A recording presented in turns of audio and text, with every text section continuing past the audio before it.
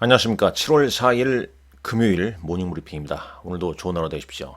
먼저 미국 증시 오늘 독립기념일 휴일 앞두고 조기 폐장을 했습니다만 나스닥 지수와 S&P 500 지수는 사상 최고치를 경신했습니다. 나스닥 지수 207포인트 올랐습니다. 1.02%, 2601포인트네요. S&P 500 지수는 6279.35포인트, 0.83% 상승했습니다. 최근 중소형주 중심의 러셀 2000 지수가 3거래일 연속 상승을 하고 있음도 우리가 알 수 있죠. 자, 미국 시장에서 어떤 일이 있었는지 먼저 차트를 잠깐 보겠습니다. 나스닥 차트입니다. 뭐 대단합니다. 신고가를 경신했다는 점, 사상 최고치를 경신했다는 점, 상당히 좀 의미가 있죠. 이 고용 지표가 예상외로 좀 부진할 것이다. 예상치를 좀 하회할 것이다. 이런 시각이 좀 많았었죠. 그런데 이 뚜껑을 열어보니까 좀 다르게 나왔습니다. 트레이딩 이코노미스닷컴을 한번 보시죠. 이거 보게 되면요. 이 비농업 부분 급여가 시장 예상치는 한 11만 건수 정도 예상했지 않습니까? 근데 실제로는 14만 7천 건이 나왔습니다. 그러니까 이제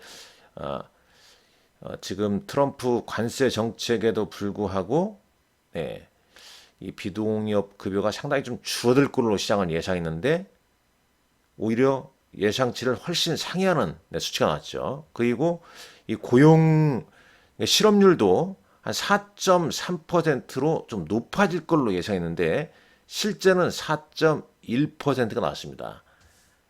이 고용지표가 상당히 좋게, 그러니까 호조세로 보였죠. 견고하다는 표현을 쓸 수밖에 없는 거고 이러다 보니까 이제 금리 인하설, 금리 인하 기대감이 급격하게 떨어졌습니다.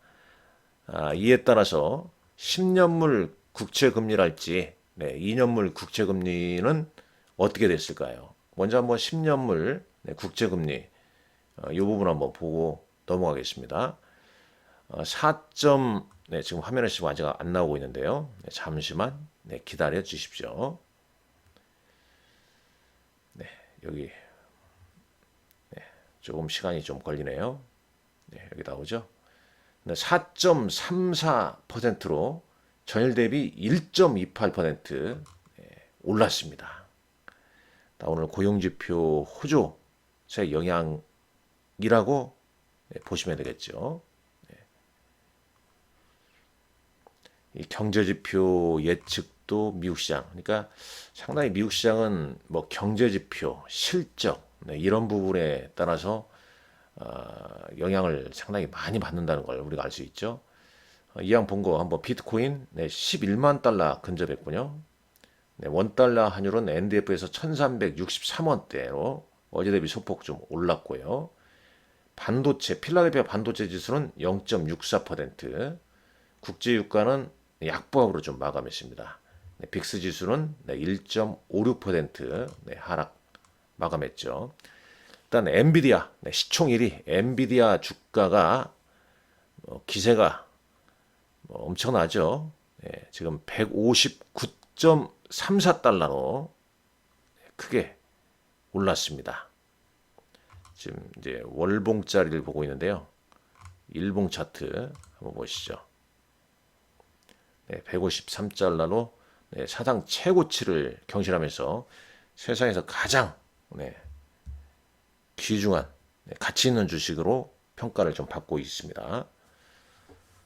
자, 나머지 준비한 내용 좀 보면서 말씀드릴까요? 쭉 보시죠. 여기까지 얘기했죠. 트레이딩 이코노미스닷컴에서 조금 전에 보여드렸고, 블룸버그에서는 이제 이런 소식이 있습니다. 아주 견고한 6월 고용 보고서가 이제 7월 금리라를 완전히 문을 닫아버렸다는 얘기죠. 7월 금리라 가능성은 없다는 거죠. 그리고 이제 트럼프 감세 법안이 하원에서도 통과를 했습니다. 근데 이 밑에 내용이 상당히 좀 중요하다는 거죠. 이 지난 3개월 동안 주식시장의 빠른 회복이 네, 빠른 회복으로 이제 우리가 좀 이제 부추김을 좀 받았다는 얘기인데 그런데 또 한편으로 이제 염려스러운 게 나오는 거죠. 이 밸류쉐인이 너무 높다는 거 그리고 너무 많은 호재가 주가 이 가격에 반영됐다는 거. 그래서 시장은 이 시점에서 좀 부정적인 어떤 놀라운 것에 민감하게 좀 반응할 수도 있다는 얘기입니다. 그러니까 호재가 밸류에이션이 지금 높고 그다음에 호재가 많이 반영돼 있기 때문에 어떤 악재가 나오게 되면 또 주가가 변동성이 나올 수 있다는 겁니다. 7월 어닝 시즌. 그러니까 실적 특히 이제 7월 미국 시장은 실적에 포커스를 맞출 수밖에 없는 거고요. 실적 발표에 따라서 주가 변동성이 좀 커질 수 있기 때문에 되도록이면 모멘텀 플레이보다는 실적에 포커스를 맞춘 대응 전략이 낫지 않겠냐 하는 생각을 해보게 됩니다. S&P 500 맵도 보시죠. 일단 AI 소프트웨어 쪽 여전히 강합니다. 오라클 237.32달러, 팔란티어 134.36달러를 겪었네요. 쭉 이쪽 그룹도 보시고요. 엔비디아 159.34달러, 브로드컴 275.18달러, 인텔이 올랐고요. 소프트웨어 쪽 여전히 흐름 좋습니다. 금융 쪽 좋습니다. 아마존, 다음 주 아마존 프라임데이가 있죠. 그 다음에 방산주랄지 이런 쪽도 양호한 흐름을 좀 보였다는 점 참고하시면 될 것 같고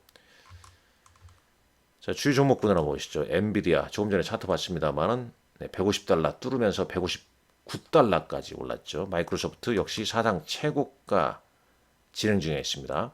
애플도 이번 주 들어와서 4거래일 연속 상승하고 있죠.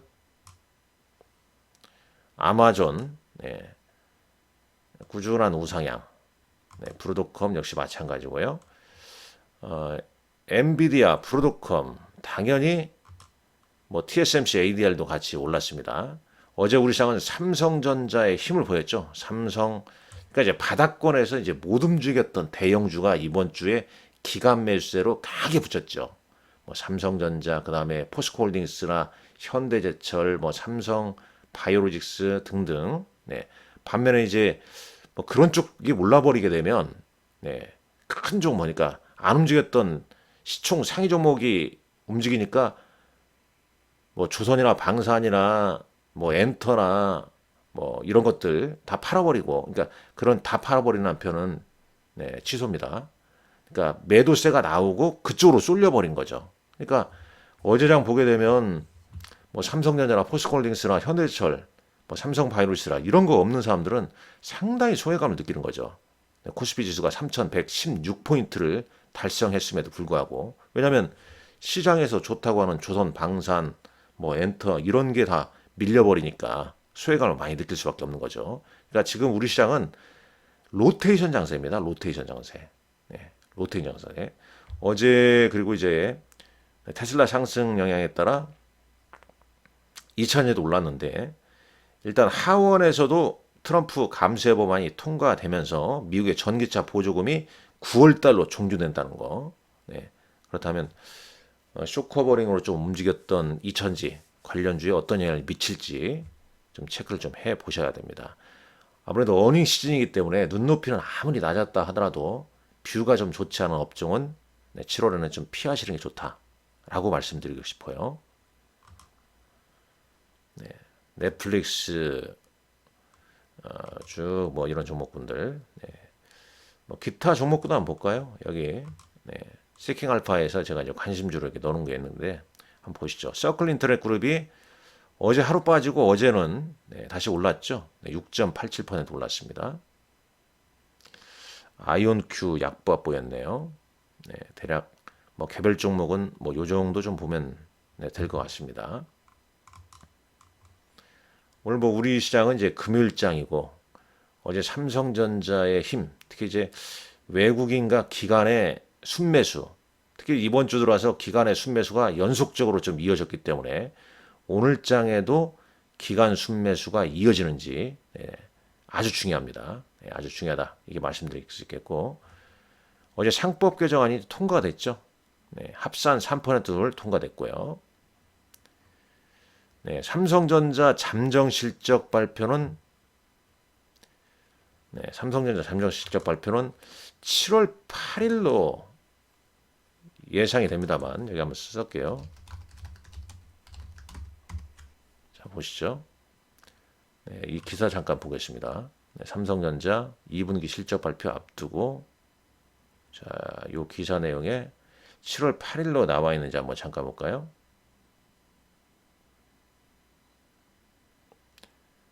이건 7월 3일자 나온 건데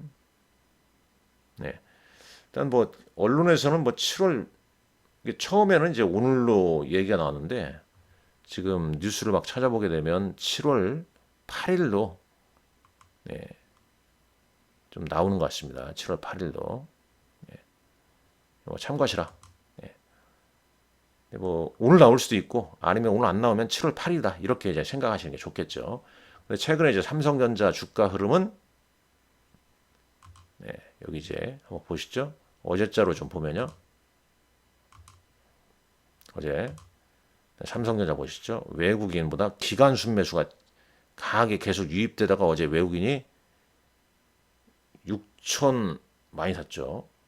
6,100억 순매수를 보이면서 슈팅이 나왔고 역시 포스코홀딩스도 마찬가지입니다. 외국인과 기관 양매수 들어오면서 삼성전자 우선주 당연히 같이 가겠죠. 기관 순매수 종목군들 이런 종목군들이 움직였죠. 어제 현대제철 같은 경우에도 기관 쭉 매수하면서 그다음에 삼성바이오로스 그러니까 이제 이런 종목 나오니까 이제 순매도는 뭐가 나왔겠습니까? 뭐 방산 호재 나오면 방산주. 그러니까 지금은 이제 조선이나 방산이나 호재 나오면 일단 물량 때리는 흐름이 좀 나오고 있다는 거죠.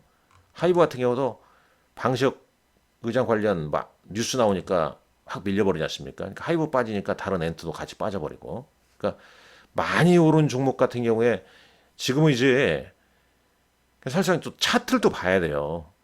많이 오른 종목 같은 경우는 그냥 차트 무시하고 대응하면 안 됩니다. 그러니까 뭐 안 오르고 소외받았을 때는 차트 무시하는 것도 괜찮은 나쁘지 않은 방법인데 주가가 또 오를 대로 올라 있고 그럴 때는 일시적으로 차트 흔들려 버리면 음봉 한 3개 맞으면 한 20% 까먹습니다. 그렇기 때문에 차트 안 보면 또 안 돼요. 추세 적어도 추세선 같은 거 좀 그려야 되고요. 대응 전략을. 자, 코스닥도 보시죠.